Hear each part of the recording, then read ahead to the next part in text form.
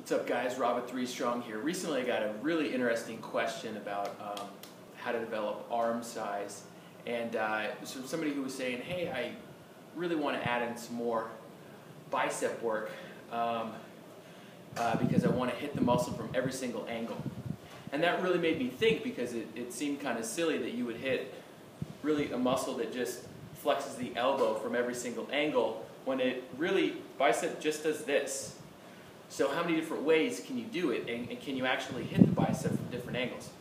Well, since it's primarily designed to flex the elbow, to get a different angle you actually have to think about where it attaches on the other end.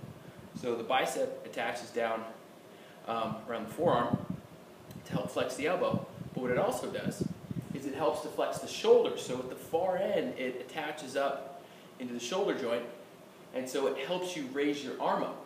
So if we were to stretch that muscle, it would look something like this. Our arm would have to come back. So that's the biggest stretch in the muscle that you could possibly get. And then as the bicep shortens and shortens and shortens and shortens, this would be the far end of it. So with the elbow up, with the arm flexed, that's when the bicep is in its shortened state. So actually, it is possible to hit this small little muscle, which has a fairly simple function, from this whole range, completely stretched out to completely shortening the muscle.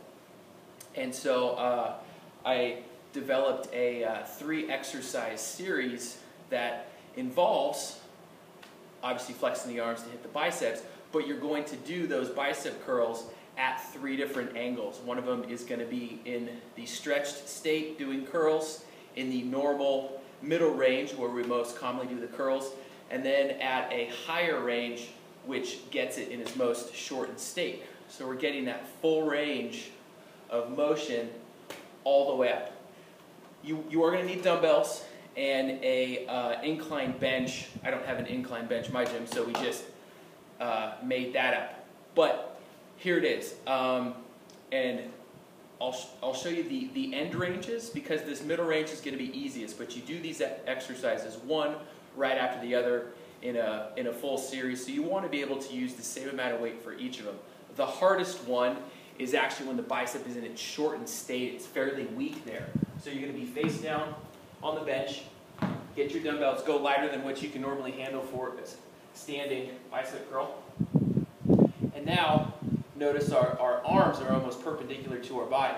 You're going to curl up and rotate those hands out. So you notice this is pretty tough. You're essentially trying to pull those hands toward your shoulders. Don't let the elbows flare out. This isn't a row. Just pull it straight up. That's pretty hard. Then you're going to go to the opposite end of the range. So now we're going to go at the completely stretched position. So now we're lying down. Notice how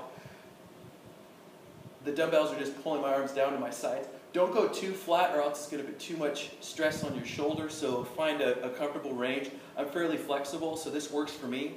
But if your shoulders are a little bit tighter, you might have to go a little bit higher up. It's pretty heavy, you can barely crunch it. Anyway, so then you're going to curl at that far range. And then you're going to do as many as you can there. And then when that gets pretty hard, then you're going to sit up. Now this is your normal upright position, and you're fairly strong here in this middle range, so I can actually get a few more reps out.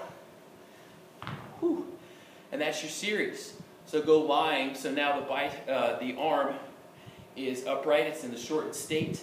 Then we're going to go to the far range where we get a really big stretch, and then we're going to go in that middle range, going one right into the next, and you'll notice that actually gets you a really good pump. You'll really feel everything working in there. So, sun's out, guns out. Let's do this. See you guys tomorrow. Bye.